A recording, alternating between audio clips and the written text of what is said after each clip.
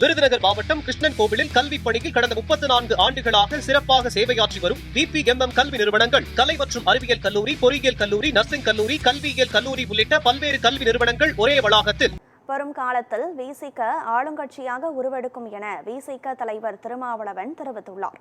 விசிக சார்பில் கள்ளக்குறிச்சி மாவட்டம் உளுந்தூர்பேட்டையில் நடைபெற்ற தமிழ் தேசிய எழுச்சி மாநாட்டில் அக்கட்சியின் தலைவர் திருமாவளவன், அமைச்சர் வன்னியரசு, முக்கிய நிர்வாகிகள் மற்றும் லட்சக்கணக்கான தொண்டர்கள் பங்கேற்றனர்.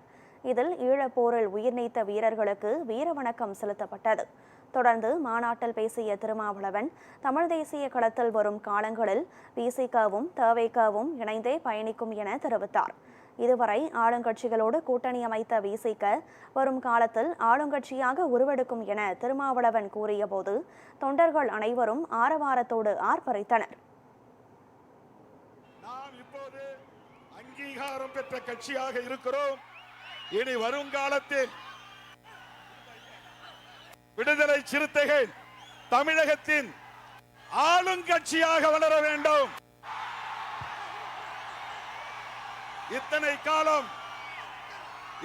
காலம் ஆளுங்கட்சியோடு நாம் கூட்டணி வைத்தோம்.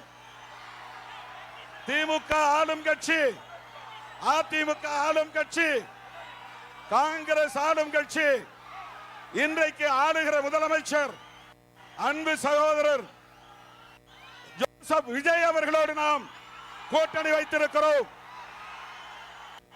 விடுதலை சிறுத்தைகளும் தமிழக வெற்றி கழகமும் இன்னைக்கு இந்த களத்தில், தமிழ் அரசியல் களத்தில் இணைந்தே பயணிக்கும்.